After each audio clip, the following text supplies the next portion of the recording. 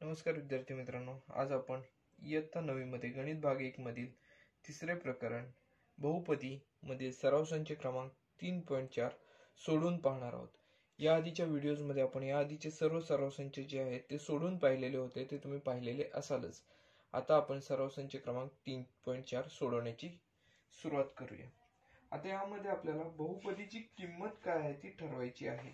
बघा, यामध्ये आपल्याला जी बहुपदी दिलेली असणार आहे त्या बहुपदीमध्ये जो चल वापरला गेलेला आहे त्या चलाची किंमत दिली जाणार आहे आणि त्यावरून आपण बहुपदीची किंमत काय असेल हे ठरवायचं आहे, सोडवून ठरवायचे आहे। बघा, मग आता आपण पहिले जे उदाहरण आहे ते सोडवण्याची सुरुवात करूया। बघा, पहिले उदाहरण सराव संचातील काय आहे तर x बरोबर 0 असताना x वर्ग वजा 5x अधिक 5 या बहुपदीची किंमत काढा। बघा, या बहुपदीमध्ये आपल्याला x ची किंमत जी दिलेली आहे ती 0 दिलेली आहे, त्यावरून आपण या बहुपदीची किंमत ठरवायची आहे। परंतु सुरुवात करत असताना आपण सुरुवातीला बहुपदी लिहून घेऊया। p ऑफ x बरोबर ही बहुपदी जी आहे ती आपण लिहून घेऊया। बघा, x वर्ग वजा 5x अधिक 5 अशी ही बहुपदी आहे। आता x ची किंमत आपल्याला 0 घ्यायची आहे, मग आपण इथे p ऑफ 0 किंमत घेऊन आपण या बहुपदीची किंमत काढूया।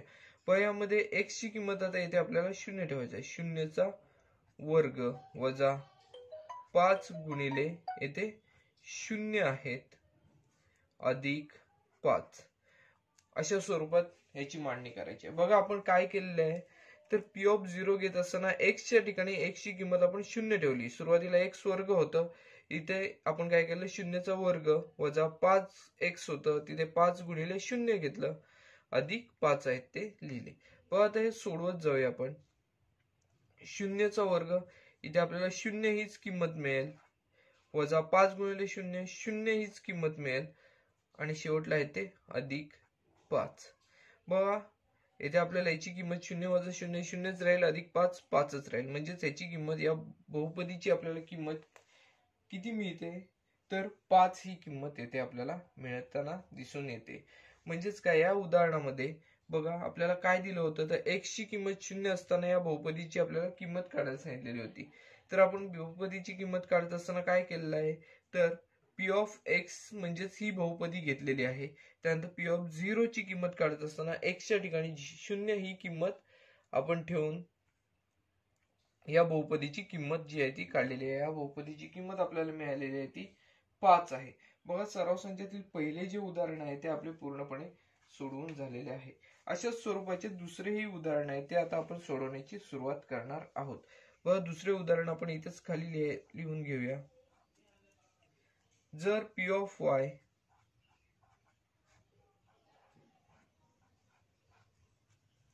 बरोबर y वर्ग वजा 3 करणी 2y अधिक 1 तर p ऑफ 3 करणी 2 काढायला सांगितलेले आहे। p ऑफ 3 करणी 2 आपल्याला येथे काढायला सांगितलेले आहे। त्यानुसार आपण हे उदाहरण सोडवण्याची सुरुवात करणार आहोत। बघा, आता हे सुरुवात करत असताना सुरुवातीला आपल्याला p ऑफ y येथे दिलेले आहे, ते आपण लिहून घेऊया।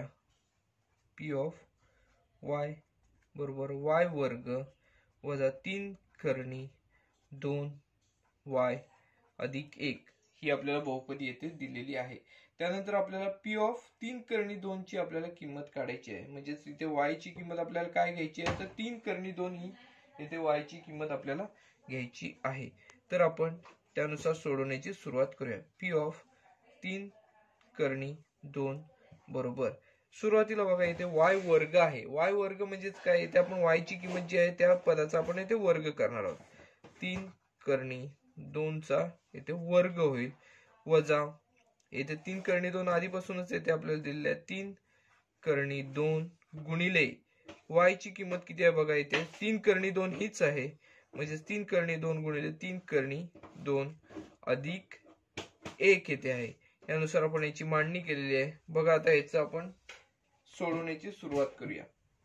यामध्ये बघा, सुरुवातीला 3 चा वर्ग किती, तर 3 चा वर्ग 9 गुणिले कर्णी 2 चा वर्ग 2, म्हणजे कर्णी 2 चा वर्ग काय होणार, तर कर्णी 4 होईल आणि कर्णी 4 ची किंमत 2 हीच येणार, म्हणजे 4 चे वर्गमूळ 2. किंवा कोणत्याही उदाहरणामध्ये आपण जेव्हा कर्णीचा वर्ग करत असतो तेव्हा ती कर्णी निघून जात असते, हे आपल्याला लक्षात ठेवणे गरजेचे आहे. त्याचप्रमाणे बघा इथे सुद्धा आपल्याला 3 गुणिले 3 9 येतील. 9 गुणिले कर्णी 2 गुणिले कर्णी 2 कर्णी 4, कर्णी 4 ची किंमत आपल्याला 2च मिळेल. इथे अधिक 1 आहेत. बघा आता पुढच्या पायरीला आपल्याला इथे 9 गुणिले 2 किती मिळतील, तर 18 मिळतील. वजा 9 दुने 18 अधिक 1. बघा इथे आपल्याला काय मिळते, 18 वजा 18 अधिक 1 ही किंमत आपल्याला मिळत आहे. बघा 18 तून 18 गेले 0 राहतील, 0 अधिक 1 1 हीच आपल्याला इथे किंमत मिळेल. म्हणजे आपल्याला इथे आपल्याला कशाची किंमत काढायला सांगितलेली होती, तर पी ऑफ 3 कर्णी 2 याची आपल्याला किंमत काढायला सांगितलेली होती. तर याची किंमत जी आहे ती काय येणार आहे, तर 1 ही किंमत येणार आहे. म्हणून पी ऑफ 3 कर्णी 2 बरोबर 1 ही आपल्याला इथे किंमत मिळालेली आहे. व यामध्ये आपण काय केलं ते सुरुवातीपासून एकदा नजर टाकूया. व हे उदाहरण दिलं होतं, आपल्याला पी ऑफ वाय ची किंमत दिलेली होती आणि पी ऑफ 3 कर्णी 2 ची किंमत येथे आपल्याला काढायला सांगितलेली होती. मग ही काढत असताना आपण सुरुवातीला पी ऑफ वाय ही जी बहुपदी आहे ती लिहून घेतली. त्यानंतर पी ऑफ 3 कर्णी 2 बरोबर वायच्या ठिकाणी प्रत्येक ठिकाणी आपण 3 कर्णी 2 ठेवून ही जी बहुपदी आहे ती सोडवून पाहिली. हे बहुपदी सोडवल्यानंतर आपल्याला याची किंमत जी आहे ती 1 मिळाली. म्हणजेच काय, पी ऑफ 3 कर्णी 2 ची किंमत आपल्याला किती मिळालेली आहे, तर 1 ही किंमत आपल्याला इथे मिळालेली आहे. बघा सराव संचातील पहिले उदाहरण, दुसरे उदाहरण ही दोन्ही उदाहरणे आपली सोडून झालेली आहेत. आता आपण सराव संचातील तिसऱ्या उदाहरणाकडे वळणार आहोत. बघा तिसरे उदाहरण काय आहे, जर पी ऑफ एम बरोबर एम घन अधिक 2m वर्ग एम घन अधिक 2m वर्ग वजा m अधिक 10,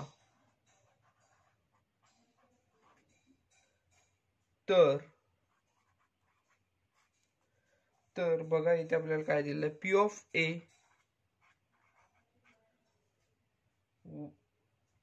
अधिक पी ऑफ ऋण ए बरोबर किती. बघा इथे आपल्याला काय दिलेलं आहे, तर हे उदाहरण जे आहे त्या ह्याच्यामध्ये आपल्याला पी ऑफ एम जे आहे ते दिलेलं आहे. बघा काय, एम घन अधिक 2m वर्ग वजा m अधिक 10 अशा स्वरूपात आपल्याला पी ऑफ एम दिलेला आहे. यावरून आपल्याला पी ऑफ ए काढायचा आहे, त्याचबरोबर पी ऑफ ऋण ए काढायचं आहे आणि या दोघांची आपल्याला बेरीज काय येईल ती आपल्याला इथे लिहायची आहे. मग आता आपण सोडवायची सुरुवात करूया. सुरुवातीला आपण पी ऑफ ए काढूया. आधी आपण पी ऑफ एम ची किंमत जी आहे ती लिहून घेऊया.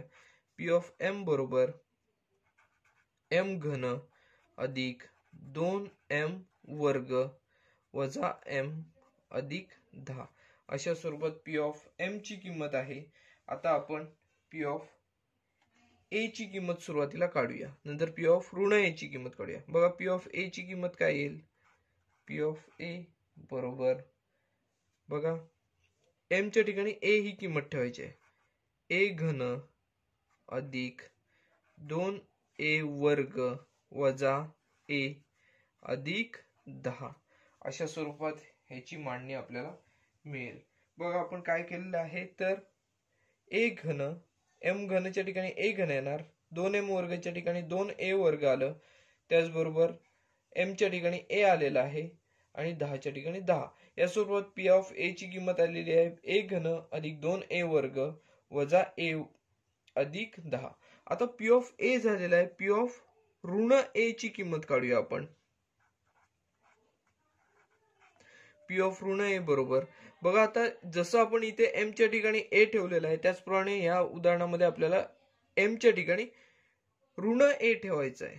मग त्यानुसार बघा काय होईल, सुरुवातीला ऋण ए चा घन अधिक बघा 2a वर्ग आहे ना, 2 कंसात ऋण a चा वर्ग येणार. त्यानंतर बघा इथे ऋण a आहे वजा कंसामध्ये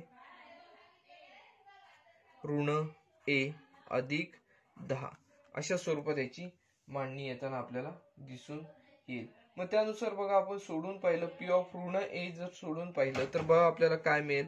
ऋण संख्येचा घन जो असतो तो ऋण संख्या हीच असते म्हणजे ऋण a चा घन येणार.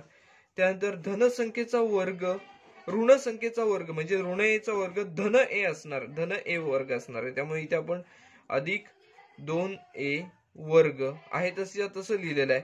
इथे ऋण ऋण एकत्र येऊन धन होतील म्हणजेच अधिक a येणार आणि अधिक इथे 10 अशा स्वरूपात हे येणार आहे. बघा इथे आपण काय काय केलेलं आहे ते बघा. ऋण संख्येचं इथे घन करायचं आहे परंतु ऋण संख्येचं घन ऋण संख्येच असते त्यामुळे आपण ऋण a घन लिहिलेला आहे. अधिक बघा 2 गुणिले ऋण a चा वर्ग, ऋण a चा वर्ग हा धनच असणार आहे, धन असल्यामुळे आपण अधिक 2a वर्ग अशा स्वरूपात याची मांडणी केलेली आहे. त्यानंतर बघा ऋण ऋण इथे एकत्र चिन्ह आल्यामुळे इथे धन झालेलं आहे, धन a अधिक 10 अशा स्वरूपात याची मांडणी झालेली आहे. मग आता बघा आपल्याला पी ऑफ a मिळालेला आहे, पी ऑफ ऋण a ची पण किंमत येथे मिळालेली आहे. मग येथे आपण काय करूया, जे आपल्याला काढायला सांगितलेलं आहे ते पी ऑफ a अधिक पी ऑफ ऋण a यांची किंमत काढायची आहे. म्हणून पी ऑफ a अधिक पी ऑफ ऋण a बरोबर बघा काय येईल ते आपण आता इथे खाली सोडवायची सुरुवात करूया. पी ऑफ a ची किंमत आपण किती काढलेली आहे, a घन अधिक 2a वर्ग वजा a अधिक 10. ह्याच्यामध्ये बघा आपल्याला काय मिळवायचं आहे तर ऋण a घन अधिक 2a वर्ग अधिक a अधिक 10 ही आपल्याला राशी मिळवायची आहे. आता यामध्ये एक कंस आहे बघा, इथे ऋण चिन्ह असल्यामुळे आपण इथे कंस दिलेला आहे. हा कंस सोडून कसं होणार तर धन ऋण एकत्र येऊन ऋणच होतील. मग त्यानुसार हा कंस सोडून बघूया आपण. a घन पहिले पदे जी आहेत ती आहे तशीच राहतील, फक्त हा कंसातलं ऋण a घन आहे ते बाहेर येईल. बघा a घन अधिक 2a वर्ग वजा a अधिक 10 वजा a घन अधिक 2a वर्ग अधिक a अधिक 10. आता बघा यामध्ये जी स्वरूप पदे आहेत ती आपण सुरुवातीला एकत्र करूया आणि काय मिळते आपल्याला ते पाहूया. बघा a घन वजा a घन हे पहिलं पद मिळते. a घनचं पद आपल्याला इथे मिळालंय a घन वजा a घन. पुढे बघा 2a वर्ग 2a वर्ग दोन्हींना पण धन धन चिन्ह आहेत म्हणजे तिथे अधिक 2a वर्ग अधिक 2a वर्ग. त्याचबरोबर बघा ऋण a आणि धन a वजा a अधिक a अशा स्वरूपात इथे मिळेल. त्यानंतर बघा संख्या कोणत्या 10 अधिक 10 अधिक 10 अधिक 10. बघा यामध्ये आता आपण काय करायचं आहे तर स्वरूप पदांवरील क्रिया. a घन वजा a घन म्हणजेच हे या पदाचा लोप होताना आपल्याला दिसून येईल. a घन मधून a घन गेले शून्य राहतील म्हणजेच हे a घन या पदाचा लोप झालेला दिसून येईल. 2a वर्ग अधिक 2a वर्ग बघा यांची बेरीज होईल 4a वर्ग, ही बेरीज आपल्याला मिळेल. त्याचबरोबर बघा ऋण a अधिक a म्हणजेच a वजा a येथे आपल्याला असे मिळेल. a वजा a म्हणजेच a चे पद जे आहे ते पण आपल्याला येथे लोप झालेला दिसून येईल. शेवटला बघा अधिक 10 अधिक 10 म्हणजे 10 अधिक 10 येथे आपल्याला 20 मिळतील. बघा याची आपल्याला पी ऑफ a अधिक पी ऑफ ऋण a याची किंमत काय मिळालेली आहे तर 4a वर्ग अधिक 20 मिळालेली आहे. पण यामध्ये आपण काय केलं ते आपण फक्त सुरुवातीपासून अभ्यासूया. बघा पी ऑफ एम आपल्याला लिहिलेलं होतं त्यावरून आपल्याला पी ऑफ ए किंमत काढायची होती. पी ऑफ ए ची किंमत जी आहे ती एम च्या ठिकाणी फक्त आपण ए ही किंमत लिहून पी ऑफ ए ची किंमत काढलेली आहे. त्याचबरोबर नंतर आपल्याला पी ऑफ ऋण ए ची किंमत काढायची होती. त्यानुसार आपण एम च्या ठिकाणी ऋण ए ही किंमत लिहून आपल्याला पी ऑफ ऋण ए ची किंमत ही मिळालेली आहे. त्यानंतर आपल्याला काय काढायचं होतं तर पी ऑफ ए अधिक पी ऑफ ऋण ए म्हणजेच आपण पी ऑफ ए ची जी किंमत मिळवलेली आहे त्यामध्ये आपल्याला पी ऑफ ऋण ए ची किंमत मिळवायची आहे. दोन्ही आपल्याला पदांची बेरीज करायची होती. ही बेरीज केल्यानंतर बघा आपल्याला जी स्वरूप पदे आहेत ती आपण या स्टेपला एकत्र केलेली आहेत. त्यांच्यामधल्या काही पदांचा लोप झालेला आहे. लोप झाल्यानंतर आपल्याला शेवटला जे आपल्याला या दोन पदांची पी ऑफ ए अधिक पी ऑफ ऋण ए यांची बेरीज काय मिळालेली आहे तर 4a वर्ग अधिक 20 ही आपल्याला यामध्ये बेरीज या दोन पदांची मिळालेली आहे. म्हणून आपण शेवटला लिहूया. आपल्याला जे विचारलेलं आहे ते आपण येथे लिहून काढणार. म्हणून पी ऑफ ए अधिक पी ऑफ ऋण ए बरोबर येथे आपल्याला काय बेरीज मिळालेली आहे तर 4a वर्ग अधिक 20 ही आपल्याला येथे बेरीज मिळालेली आहे. 4a वर्ग अधिक 20 अशा स्वरूपात आपलं हे जे उदाहरण आहे सराव संचातील तिसरे उदाहरण हे सुद्धा आपले सोडवून झालेले आहे. आता आपण सराव संचातील चौथ्या उदाहरणाकडे वळणार आहोत. सराव संचातील चौथे उदाहरण बघा काय आहे. जर पी ऑफ वाय बरोबर 2y घन वजा 6y वर्ग 2y घन वजा 6y वर्ग वजा 5y अधिक 7 बघा पी ऑफ वाय काय दिलेला आहे तर 2y घन वजा 6y वर्ग अधिक 5y वजा 5y अधिक 7 अशा स्वरूपात दिलेले आहे. तर पी ऑफ 2 म्हणजे पी ऑफ 2 ची किंमत आपल्याला काढायची आहे. बघा आपल्याला यामध्ये काय दिलेलं आहे बहुपदी दिलेली आहे. पी ऑफ वाय ही बहुपदी दिलेली आहे 2y घन वजा 6y वर्ग वजा 5y अधिक 7 अशा स्वरूपात ही आपल्याला बहुपदी दिलेली आहे. यावरून आपल्याला पी ऑफ 2 ची किंमत काढायची आहे. पी ऑफ 2 ची किंमत काढायची आहे. सुरुवातीला आपल्याला दिलेली जी बहुपदी आहे ती आपण लिहून घेऊया. पी ऑफ वाय बरोबर 2y घन वजा 6y वर्ग वजा 5y अधिक 7 अशा स्वरूपात आपल्याला ही बहुपदी दिलेली आहे.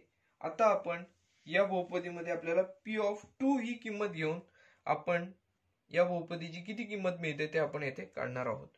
y च्या ठिकाणी आपल्याला 2 ही किंमत लिहायची आहे. पी ऑफ 2 बरोबर बघा y जिथे जिथे आपल्याला दिसतील याच्यात तिथे आपल्याला फक्त 2 ही किंमत लिहिणार आहोत. बघा 2 कंसात y चा घन म्हणजे 2 चा येथे घन येणार आहे. पुढे वजा 6 कंसामध्ये y वर्ग म्हणजेच 2 चा वर्ग येथे येणार आहे. वजा 5 कंसामध्ये इथे 2 येतील म्हणजेच 5 गुणिले 2 असणार आहेत अधिक 7 अशा स्वरूपात आपल्याला ही मांडणी मिळेल. बघा येथे आपण काय केलेले आहे ते परत एकदा आपण लक्षात घेऊया. बघा पी ऑफ वाय बरोबर आपल्याला हे दिलं होतं 2y घन वजा 6y वर्ग वजा 5y अधिक 7. याच्यामध्ये आपण y जिथे जिथे आपल्याला दिसत आहे त्या y च्या ठिकाणी आपण फक्त y ची किंमत येथे 2 दिलेली आहे. ती 2 ही किंमत प्रत्येक ठिकाणी ठेवलेली आहे. आता त्यानुसार आपण सोडवण्याची सुरुवात करूया. व 2 गुणिले कंसामध्ये y घन 2 चा घन y घन म्हणजे 2 चा घन 2 चा घन किती आहे तर 8 म्हणजे 2 गुणिले 8 असे येणार. वजा 6 गुणिले 2 चा वर्ग किती आहे तर 4 आपल्याला माहिती आहे 2 चा वर्ग वजा 5 गुणिले 2 10 अधिक 7 अशा स्वरूपात आपण याची मांडणी केलेली आहे. बघा ही मांडणी कशा स्वरूपात आलेली आहे कशी आलेली आहे ते परत एकदा आपण लक्ष देऊया. 2 चा घन 8 असल्यामुळे इथे ह्या बाहेरच्या 2 ला गुणिले 8 झालेले आहेत इथे. बघा वजा 6 गुणिले 2 चा वर्ग 4 आला इथे. त्यानंतर वजा 5 गुणिले 2 10 आपण या स्टेपला 10 लिहिलेले आहेत अधिक 7 अशा स्वरूपात आपण येथे सोडवलेले आहे. यानंतरच्या पायरीला आपण काय करायचे आहे तर दिलेले जे कंस आहेत ते कंस सोडवायचे आहेत. 8 गुणिले 2 16 वजा 6 गुणिले 4 24 वजा 10 अधिक 7 अशा स्वरूपात याची मांडणी येणार आहे. बघा यामध्ये धन धन संख्या कोणत्या आहेत तर 16 आणि 7. 16 आणि 7 यांची बेरीज येईल 23. इथे ऋण ऋण संख्या कोणकोणत्या आहेत तर 24 आणि 10 यांची सुद्धा बेरीज येणार 24 आणि 10 34 म्हणजे 23 वजा 34 बरोबर 23 वजा 34 म्हणजे आपल्याला लहान संख्येतून मोठी संख्या वजा करायची आहे. आपण 34 मधून 23 वजा करूया. येथे आपल्याला 11 मिळतील. मोठ्या संख्येला इथे ऋण चिन्ह आहे, परिणामी उत्तराला सुद्धा ऋण चिन्ह मिळणार आहे. बघा यानंतर हे जे आपले उदाहरण आहे ते आपले पूर्णपणे सोडून झालेले आहे. यामध्ये आपल्याला P(2) ची किंमत येथे काढायला सांगितलेली होती, म्हणून आपण P(2) बरोबर ऋण 11 असे लिहिणार आहोत. बघा हे जे उदाहरण होते ते अतिशय सोपे असे होते. यामध्ये आपण काय काय केलेलं आहे तर P(y) ची आपल्याला किंमत दिली होती, एक बहुपदी दिली होती, यावरून आपण P(2) ची किंमत काढणार होतो. ज्या ज्या ठिकाणी y होते त्या त्या ठिकाणी y च्या ठिकाणी आपण 2 ही y ची किंमत ठेवून या बहुपदीची जी किंमत आहे म्हणजेच ऋण 11 ही आपण काढलेली आहे. बघा हा जो सराव संच होता तो अतिशय छोटा होता, लहान होता. यामध्ये फक्त 4 उदाहरणे होती, ती आपली चारीच्या चारी उदाहरणे पूर्णपणे सोडून झालेली आहेत. बघा हा व्हिडिओ अवश्य पहा, आवडल्यास लाईक करा, जास्तीत जास्त शेअर करा, व्हिडिओ जास्तीत जास्त शेअर करा, चॅनल सबस्क्राईब करायला विसरू नका. धन्यवाद.